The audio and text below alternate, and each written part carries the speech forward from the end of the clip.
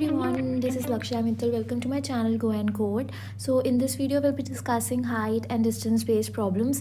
तो हमने ऑलरेडी बहुत सारी प्रॉब्लम कर ली हैं related to train and time and work, जिसके अंदर एक बंदा काम करता है, एक दिन का काम कितना है, 10 दिन का काम कितना है, all that questions we have already done.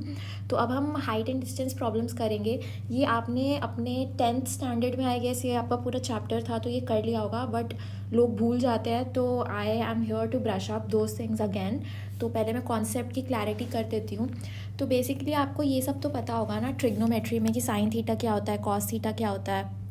तो ये सब मैं नहीं बताऊंगी, but still sine theta equals to perpendicular upon hypotenuse, cos theta sine theta equals to, अब ये एक ट्राइंगल है, राइट एंगल ट्राइंगल, ये हमारा थीटा है, ये हमारा हाइट है परपेंडिकुलर, एंड ये हमारा बेस है, एंड ये हमारा हाइपोटेन्यूज है. तो साइन थीटा क्या हो जाएगा, perpendicular upon hypotenuse. Cos theta is base upon hypotenuse. tan theta equals to p upon b.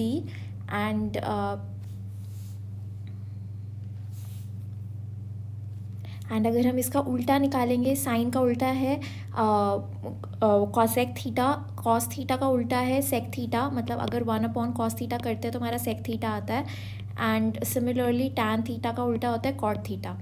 तो 1 upon tan theta equals to cot theta. तो ये सब की आइडेंटिटीज़ भी होती है. आइडेंटिटी क्या होती है, sine square theta plus cos square theta is 1, ठीक है. And 1 plus tan square theta is sec square theta, and 1 plus cot square theta is cosec square theta. तो ये आइडेंटिटीज़ हैं, ये बहुत बार यूज़ हो जाती हैं, तो ट्रिगो में ये सब पढ़ाया हुआ है. तो ये है. और एक जो वैल्यूज़ होती है, लाइक साइन 60 की वैल्यू क्या होती है, साइन 30 की वैल्यू क्या होती है, ये सब तो आपको इस चैप्टर में बहुत ज़्यादा लगेगा. तो I think I am assuming कि वो सारी आपको वैल्यूज़ आती हैं, फिर भी एक बार मेंशन कर देती हूँ मैं.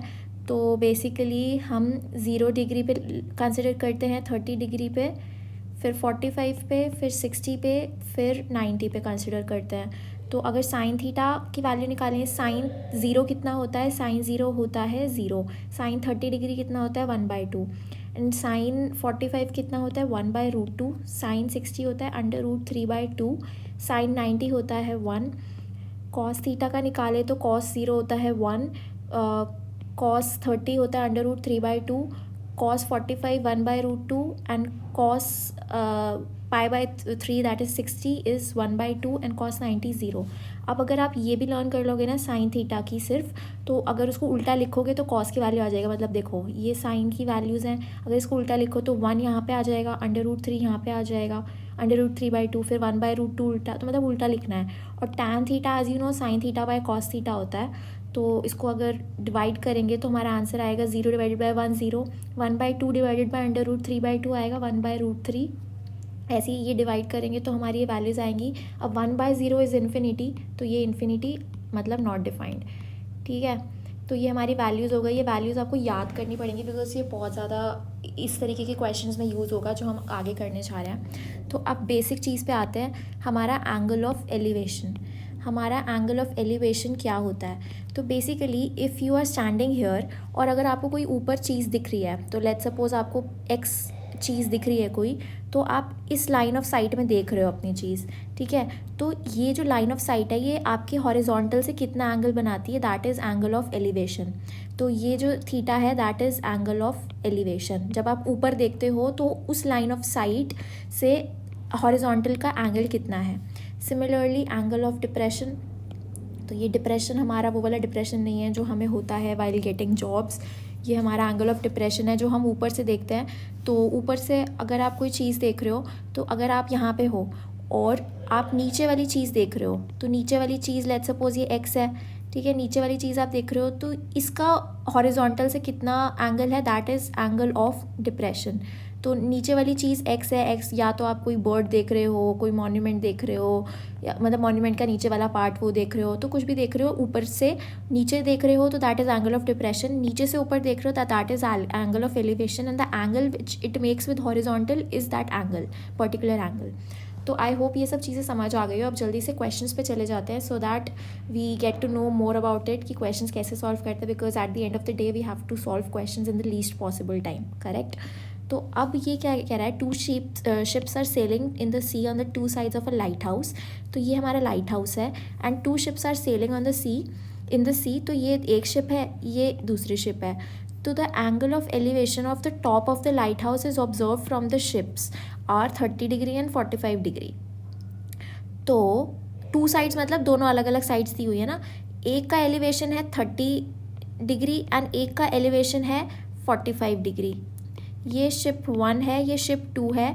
अगर शिप ऊपर देख रही है तो 30 डिग्री है, ये शिप ऊपर देख रही है तो 45 डिग्री.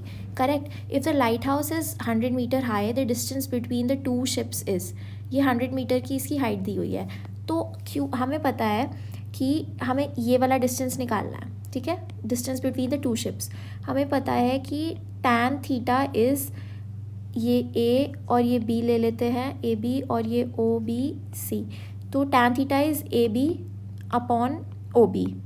ठीक है, हमें tan थीटा कितना दिया हुआ है, tan 30 equals to 100 by O B. Okay, O B की वैल्यू आ जाएगी हमारी 100 बाय tan 30. सिमिलरली हम दूसरी शिप का करेंगे. दूसरी शिप का क्या हो जाएगा, 100 by B C equals to tan 45. ठीक है, tan 45 कितना होता है हमारा, tan 45 होता है 1. तो 100 इक्वल्स टू बी सी आ गया. तो हमारा बी सी और ओ बी आ गया. अब हम इनको ऐड करेंगे तो हमारा ओ सी आ जाएगा, which is the required distance, that is the distance between both the ships. तो अगर हम 100 प्लस यहाँ से हमारा 100 बाई tan 30 को ऐड करेंगे, 100 बाई tan 30 को ऐड करेंगे तो हमारा रिक्वायर्ड आंसर आ जाएगा. जिस भी फॉर्मेट में आंसर पूछा है वो फॉर्मेट आप कैलकुलेटर से निकाल लो. सो इजीली ये क्वेश्चन सॉल्व हो गया.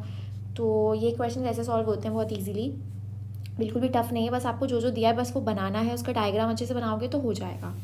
Now moving on to the next question. It's saying that a man standing at a point P is watching the top of a tower.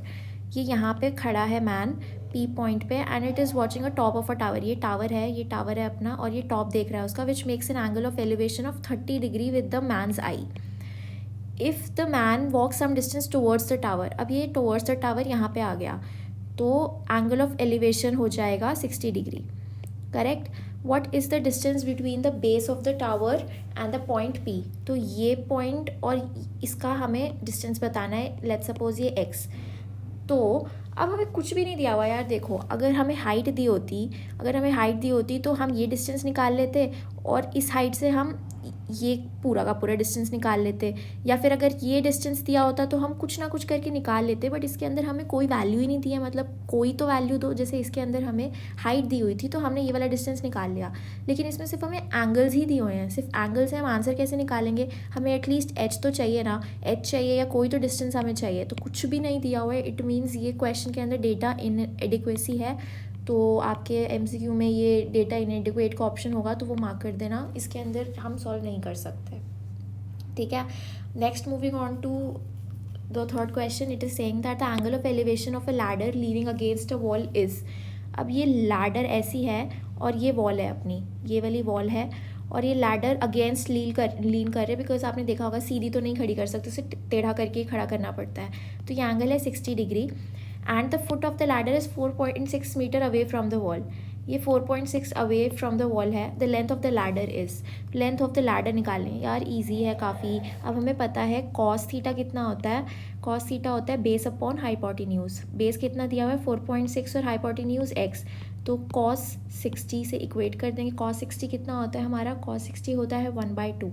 अब इसको अगर हम आंसर निकालेंगे तो हमारा आएगा x equals to 4/6 into 2 which is 9.2 metre हमारा answer है. तो काफ़ी इजी था ये क्वेश्चन. मेरा 5th क्लास के आर्यभट्टा के एग्ज़ाम में आया था जब मैं बहुत ज़्यादा छोटी थी. मतलब अभी तो मैं कॉलेज के 4th ईयर में हूँ, बट उस टाइम पे I remember this question came. And 5th class में you don't know what trigo is, like literally you don't know what all these things are. आपको लैडर को लीन करना भी नहीं आएगा. तो वो सब हमें पढ़ाते थे पहले. तो ये क्वेश्चन मतलब इस तरह के क्वेश्चन हमसे पूछा जाता था पहले. सो या I just told you about it. An observer 1.6 metre tall is 203. ये क्या है, 203 नहीं है, ये 20√3 है. Okay, this is 20√3. तो it is given that an observer 1.6 meter tall is to 20 root 3 away from a tower. The angle of elevation from his eye to the top of the tower is 30 degree. The height of the tower is. तो basically an observer 1.6 metre tall. अब ये observer की height भी हम assume कर रहे हैं 1.6 metre tall. अब अगर वो टॉल है तो वो ऊपर ही होती है ना उसकी आँख, नीचे तो नहीं है, घुटनों में तो नहीं है, उसकी आँख ऊपर है. तो an observer 1.6 metre tall is 20 root 3 away from a tower. ये टावर है नीचे से एंड 20 रूट 3 अवे है.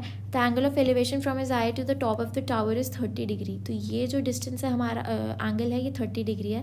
So the height of the tower is. तो हम हाइट ऑफ द टावर कैसे निकालेंगे? तो पहले हम ये एक्स निकाल लेते हैं. तो x upon 20 root 3 equals to tan 30 हो जाएगा. ठीक है, tan 30 कितना होता है 1/√3. तो हमारा एक्स हो जाएगा 20. एक्स हमारा 20 मीटर हो गया. अब ये एक्स 20 मीटर है और हमें हाइट ऑफ द टावर चाहिए और ये हाइट हमें पता है ये पैरेलल है 1.6. तो 20 प्लस 1.6 हम ऐड कर देंगे तो ये हो जाएगा 21.6 is the height of the tower which is required. तो ये हमारा आंसर है. काफ़ी इजी क्वेश्चन है यार, मतलब अगर अच्छे से आपको कॉन्सेप्ट वगैरह एंगल ऑफ एलिवेशन वगैरह नहीं पता होता इसी वजह से मुश्किल लगता है, but overall they are easy only. So from a point P on a level ground, the angle of elevation of the top of the tower is 30 degree. If the tower is 100 meter high, तो ये भी easy सा ही लग रहा है मुझे. ये 100 meter height दी हुई है and from a point P, the angle of elevation of a tower is 30 degree. ये 30 degree दिया हुआ है. The distance of point P from the foot of the tower, ये distance निकालना है बस हमें.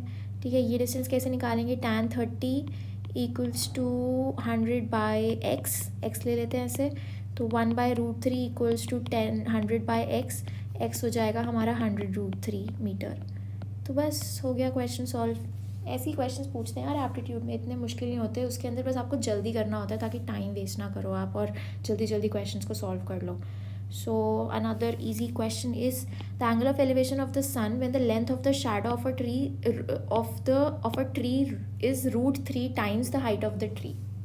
तो क्या दिया हुआ है हमें? angle of elevation of a sun when the length of the shadow of a tree which is √3 times the height of the tree is. हमें इस क्वेश्चन में क्या दिया है कि ऐसे एक ट्राइंगल बना लो. पहले तो ये हमारा ट्री है, तो ट्री की लेंथ x ले लो मान लो, और जो शैडो है ट्री की, जो शैडो है वो बन रही है हमारी √3x. इसके अंदर दिया है ना √3 times the height of the tree. तो ये हमें x, हमारी अगर हाइट ऑफ ट्री है तो जो शैडो है वो √3x बन रही है. तो हमें angle of elevation of the sun निकालना है कि angle of elevation of the sun कितना हुआ जिससे वो शैडो बनेगी. सिंपल है, tan theta equals to x/√3x. ये x तो कट ही जाएगा. तो जो हमारा आंसर आएगा that will be tan theta equals to 1/√3. tan theta 1/√3 मतलब theta equals to 30 degree is the answer. So बस इजी था, उतना कुछ नहीं है इस क्वेश्चन में भी. बहुत इजीली ये क्वेश्चन सॉल्व हो गया.